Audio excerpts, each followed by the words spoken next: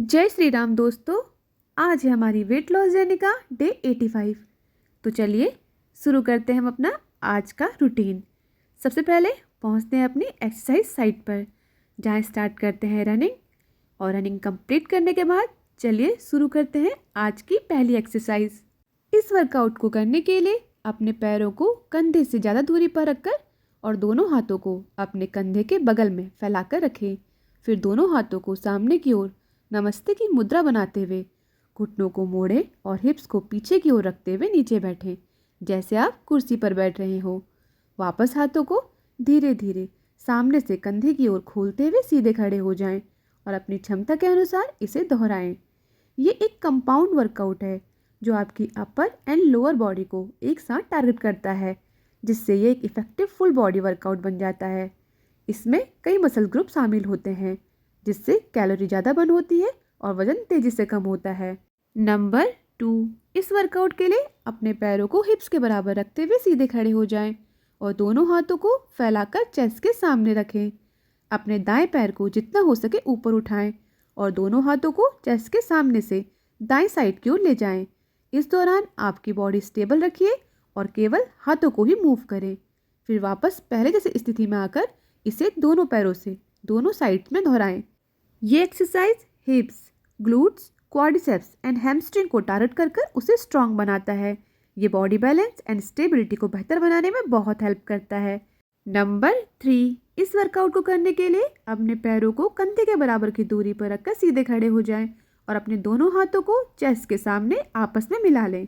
अपने घुटनों को थोड़ा मोड़कर और अपने हिप्स को पीछे करते हुए नीचे झुककर अपने दाएं पैर को दाईं साइड पर एक बड़ा कदम लेते हुए और अपने पैरों से टैप करें।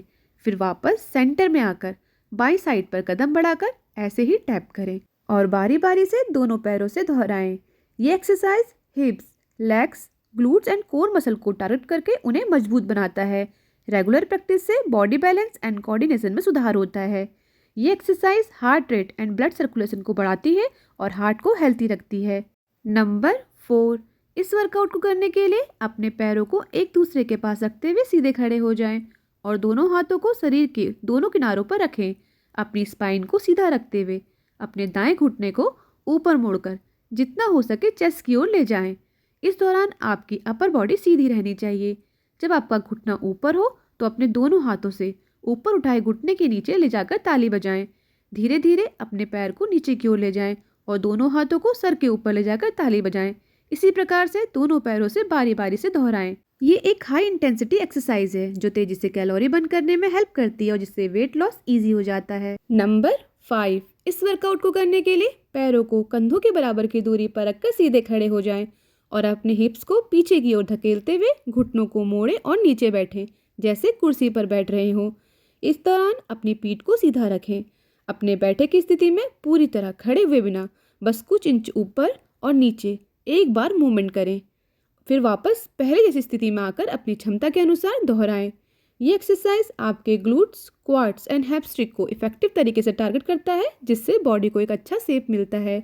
ये आपकी tummy and lower back muscle को एक्टिव करता है, जिससे कोर स्ट्रांग होता है और बॉडी की स्टेबिलिटी बेहतर होती है। नंबर 6, इस वर्कआउट को करने के लिए अपने पैरों को कंधे की चौड़ाई से थोड़ा ज़्यादा दूरी पर रखकर सामने की ओर देखें और अपने हाथों को चेस्ट के सामने मुट्ठी बनाकर रखें। अपने हिप्स को पीछे की ओर पुश करते हुए घुटनों को मोड़ें और नीचे आएं, जैसे आप कुर्सी पर बैठ रहे हो। अपने कोर को एंगेज करते हुए सामने की ओर एक एक करके दोनों हाथों से पंच करें। फिर एड़ियों को प्रेस करते हुए वापस खड़े हो जाएं और खड़े होकर भी सामने की ओर एक एक करके दोनों हाथों से पंच करें। इसी तरह बारी बारी अपनी क्षमता अनुसार दोहराएं। ये वर्कआउट रेगुलर स्क्वाट की तुलना में ज़्यादा कैलोरी बर्न करके वेट लॉस करना आसान बनाता है। ये लेग एंड कोर के साथ साथ आर्म एंड शोल्डर मसल को भी टारगेट करके उन्हें स्ट्रांग बनाता है। नंबर 7, इस वर्कआउट के लिए पैरों को हिप्स के बराबर की दूरी पर रखकर सीधे खड़े हो जाएं और अपने हाथों को कंधे के सामने रखें। अपने दाएं पैर के घुटने को मोड़ते हुए अपने एंकल को हिप्स की ओर उठाएं, जैसे आप अपने एंकल से हिप्स को छूने की कोशिश कर रहे हो। इस दौरान दोनों हाथों से अपोजिट साइड पर हाथों का क्रॉस बनाएं। फिर वापस धीरे धीरे पहले जैसी स्थिति में आकर दोनों पैरों से अपनी क्षमता अनुसार दोहराएं। ये एक बेहतरीन कार्डियो वर्कआउट है जो आपके हार्ट रेट को बढ़ाकर कार्डियोवैस्कुलर फिटनेस में सुधार करता है।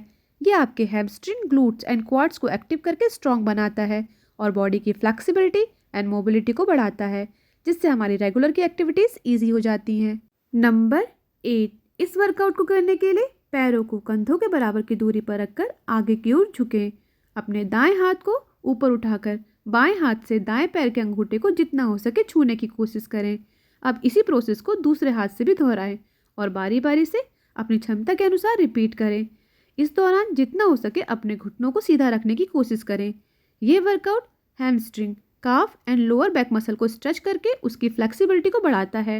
एक्सरसाइज के दौरान बॉडी को स्टेबल रखने के लिए tummy and core muscle active होती हैं, जिससे वो स्ट्रांग होती हैं। आज का वर्कआउट यही कंप्लीट करके चलिए चलते हैं घर की ओर। फ्रेंड्स, मौसम की वजह से आप अपना डिसिप्लिन खराब मत कीजिएगा, क्योंकि अगर आपको अपनी मंजिल तक पहुंचना है तो उसका एकमात्र रास्ता है आपका कड़ा डिसिप्लिन। इसलिए रेगुलर एक्सरसाइज के साथ घर का हेल्थी खाना खाइए और स्वस्थ रहिए। ब्लॉग पसंद आए तो please like, subscribe and share. Thank you.